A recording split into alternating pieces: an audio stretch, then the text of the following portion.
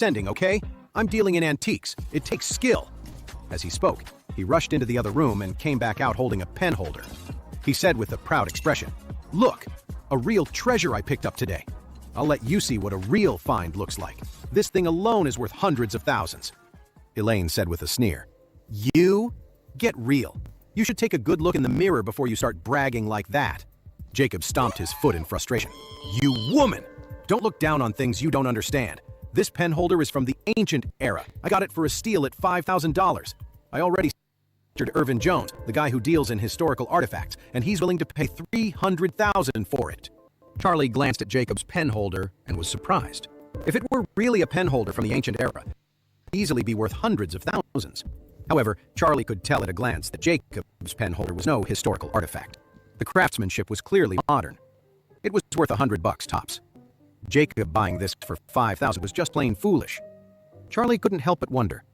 His father-in-law didn't know a thing about antiques, so it was normal for him to get scammed. But Irvin? He was a slick antique dealer. If you tried to sell him something worth $100,000, he'd try to get it for $100. There was no way he couldn't tell that this pen holder was a fake. So why would he be willing to spend $300,000 on it? When they heard what Jacob said, everyone looked at him in disbelief.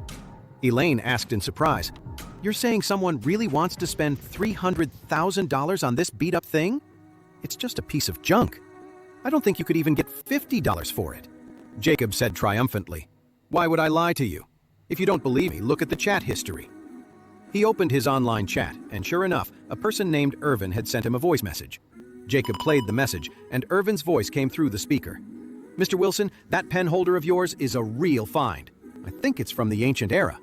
Tell you what, I'll give you $300,000 for it. You should sell it to me. Let's do it." Elaine was stunned.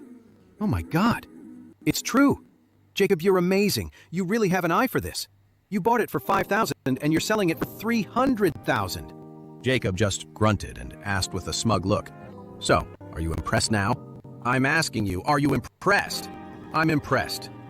Elaine was someone who lived for money, and the moment she heard it could sell for $300,000, she completely forgot everything she had just said. She smiled sweetly and said, "My husband has really developed a talent. So impressive." It seems like Charlie is the most useless one in our family after all. Charlie's face darkened. "What the heck does this have to do with me?" he thought. "Why does she always have to drag me into it? Did she forget that the money he made from those medicinal materials was because I made them?" It seemed he'd have to find a chance to ask Irvin what he was thinking. This was just setting his father-in-law up to waste more money in the future. At that moment, Jacob excitedly handed the pen holder to Charlie and said, "Charlie, tomorrow, take this pen holder and go to the vintage market to find Irvin. He'll have $300,000 in cash ready for you. You bring it back to me." Charlie nodded quickly. "I know, Dad." Jacob said with satisfaction, "You know, you should come with me to the antique scene more often. Maybe one day you'll develop a sharp eye just like me. When that happens, we can find some hidden gems together. We could make a fortune." Charlie could only agree out loud, but he was thinking, all you ever do is get into trouble, and you want me to learn from you? Have you already forgotten about that time at the antique gallery when you smashed that vase? If I hadn't helped you fix it, you'd be in jail. Don't you have any memory at all? But then Charlie reconsidered. His father-in-law was just a lovable old fool. He acted like a big shot all day, and it was useless to argue with him. It was better to just let him feel good about himself. Early the next morning, Jacob happily called Charlie. "Charlie, hurry up and take that pen holder to Irvin Jones. He has the cash ready." Charlie nodded and asked, "Dad, aren't you going?" Jacob said, "I have to go to the art guild this morning. They invited me to a meeting and asked me to join. Once I'm a member, there are all sorts of members-only auctions for classical paintings and a lot of hidden gems to be found." Charlie said helplessly, "All right, I'll go to the vintage market and find Irvin." With Jacob's instructions, Charlie was about to head to the vintage market to find Irvin. Claire happened to have the day off and was getting bored with nothing to do. "Charlie, mind if I come with you?" she asked. Charlie nodded. "Sure, perfect timing. You can drive." Claire shook her head. "You go ahead. I don't really feel like driving."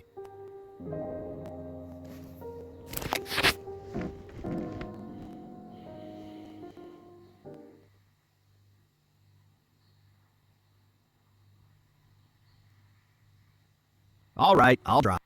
Two of them.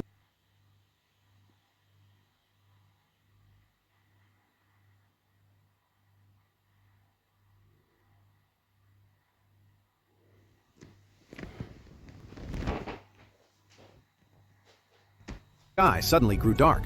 A thunderstorm rolled in, followed by a heavy downpour. It had been a rainy summer, with storms popping up constantly these past few days, and some parts of the city were already starting to flood. The rain was coming down hard, and the traffic report on the radio warned drivers that the underpasses on several main roads had serious flooding and were closed. Because of that, Charlie had no choice but to take a detour around the outskirts of the city.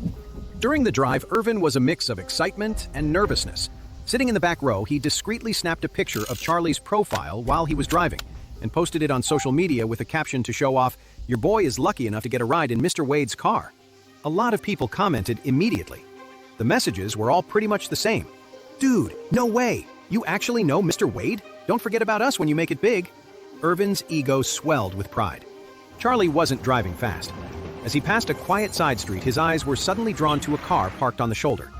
It was an old black luxury car, parked crookedly on the side of the road, and a woman had just hurried out of it. He could see that both of the car's front tires were flat. It looked like she had a real problem. Charlie didn't plan on getting involved and was just going to drive on by. But just then, Claire happened to see the car out the window and the woman who had gotten out of it. She did a double take and then shouted, "Charlie, isn't that Elsa? Stop the car, now!" Charlie immediately stopped the car. Claire grabbed an umbrella and pushed the door open to get out. Seeing this, Charlie quickly followed her. "Elsa, what happened?" Claire called out as she ran over. "Claire? What are you doing here?" Elsa was shivering in the rain. She looked up and was surprised to see Claire. She seemed both surprised and extremely embarrassed, as if she didn't want her friend to see her in such a mess. Claire held the umbrella over Elsa and said, "I was just passing by with Charlie and saw you." "What's wrong?" Elsa said, annoyed. "Don't even ask. The company had me out making sales calls and gave me this car. I was on my way to see a client, and before I even got there, a tire went flat, and I just checked, and it looks like the other one is flat too. I'm so mad." Charlie was a little puzzled. It's normal to get a flat tire, but usually you run over a nail or some other sharp object, and only one tire gets punctured. Having both tires go flat at the same time felt a bit off. So he said to Elsa, "The rain's getting heavier, and it's not safe for you to stay here alone. It's better if you come back to the city with us for now. You can leave your car here, and when the rain stops, you can call for help to get it towed." Elsa nodded and sighed. "I guess that's my only option." Charlie was about to lead her back to the car, but at that moment, his sharp hearing caught the sound of something cutting through the air. He immediately saw a flash of silver streaking through the heavy rain, and it was headed straight for Elsa. Without even thinking, Charlie reached out and pulled Elsa into his arms. At the exact same moment, with a loud sound, a sharp throwing knife embedded itself in the hood of Elsa's car. The blade was as thin as a leaf, sharp and gleaming, and it was still vibrating from the impact. The hood of the car is made of hard metal, but this extremely thin combat knife sliced into it like it was tofu. Everything went silent. Everyone's eyes were glued to the flying knife. Luckily, Charlie had saved her just in time. The flying knife, which had been aimed right at Elsa's chapel, had brushed against her cheek. The sharp blade sliced off a few strands of her hair. It was terrifyingly close. Even though Elsa came from a well-known family and had been through a lot, she couldn't help but scream. A moment later, 2 more flashes of cold steel came flying at them. Charlie frowned, spun around with Elsa in his arms, and instantly dodged the 2 deadly knives. The flying knives were thrown with incredible force. If it weren't for the power he'd gained from the mystic texts, he never would have been able to save Elsa, let alone protect himself. Elsa was in shock. She couldn't believe someone wanted her dead, especially here in Oris Hill. But what she really couldn't get over was that Charlie had saved her life, twice. At that moment, Charlie held Elsa close, his expression turning cold as he looked out into the curtain of rain. He saw an SUV parked a short distance away. Someone inside was staring at him, completely stunned, as if they couldn't believe he'd managed to save Elsa from their knife attack. "Who's this kid? How dare he ruin our fun?" 2 figures got out of the SUV. The men had a murderous look about them as they started walking toward Charlie.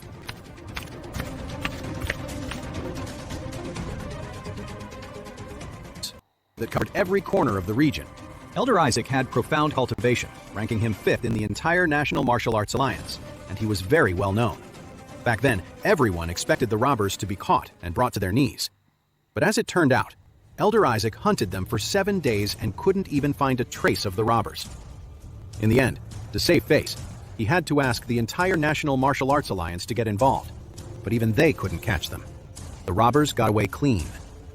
After the robbers escaped, they cut off one of the richest man's son's ears as a threat, and the ransom was raised to $300 million. The richest man had no choice but to pay the $300 million ransom to get his son back. This just goes to show how powerful Oliver Vincent really is. They travel around, committing crimes, and if an ordinary person gets targeted by them, there's no escaping their grasp. This time, Oliver Vincent had come to Oris Hill specifically to kill Elsa. Elsa's face changed drastically. After I came to Oris Hill, I've kept a low profile and haven't gotten into a fight with anyone. Why would you want to kill me? The muscular man sneered. We don't have a problem with you, and we don't even know you. Someone just paid us a lot of money to take your life. Elsa demanded. Who is it? Who wants me dead? The big man just smiled. Why do dead people always ask so many questions? Charlie stepped in front of both Elsa and his wife Claire and said coldly, What's this? You dare to kill someone right in front of me?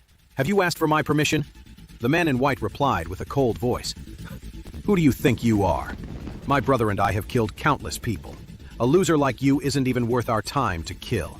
After a pause, the man in white added, But since you were dumb enough to get in our way today, all of your lives are now over. Claire and Elsa's faces went pale with fear. These men looked like angels of death. You could tell they'd killed before. They had a chilling, intimidating presence. Charlie said to Claire, Claire, take Elsa to the car. Don't worry about this. Leave it to me. Claire refused. No, I'm staying with you. Charlie said coldly, Go. Don't stay here and distract me. You'll just get us all hurt. Claire finally nodded and pulled Elsa back toward the car. As Elsa stumbled along, a stone slipped from her pocket and fell to the ground. At that moment, Charlie sneered and said, A couple of ants, and you dare to yell at me? You two must have a death wish. The muscular man smiled with contempt. We'll see who the ant is. Why don't you try me? With that, the muscular man threw a punch right at Charlie's head. The force behind it was incredible, like he was trying to smash his skull. Seeing this, Charlie said lightly, You have no idea what you're getting into. Then he kicked out, landing a perfect blow right between the big man's legs. The big man was fast, but he was nowhere near as fast as Charlie. One moment, Charlie was in front of him, the next, he was gone. A split second later, an agonizing pain shot through his groin. The big muscular man let out a sudden scream, clutching himself as he collapsed to the ground, doubled over. A dark patch of blood started to seep through his pants. The muscular man was about to pass out from the pain, howling miserably. Big brother, my balls! He crushed them! The man in white never expected Charlie to dodge his younger brother's attack. What was even more unbelievable was that Charlie hadn't just dodged it. He had taken down his brother with a single blow. This made his expression change instantly, and he stared at Charlie in shock. He had an energy core himself, so he knew exactly what he was seeing. It was an incredibly powerful hereditary charm. He had to be a warrior who had been training for decades. But the young man in front of him was only in his 20s. He never expected him to be some kind of hidden master. If he fought him, the best he could hope for was a draw. At that moment, Charlie planted his foot on the muscular man's face, grinding his head into the muddy water. He said with a twisted smile, Weren't you so arrogant just now? Now that you can't be a man anymore, tell me, how does it feel? The gravel on the ground scraped bloody lines across the muscular man's cheeks. He endured the pain and humiliation and screamed wildly, Big brother, get this kid! Get him? Charlie's kick had destroyed him. He was ruined. If it weren't for his profound cultivation, any normal person would have been killed instantly.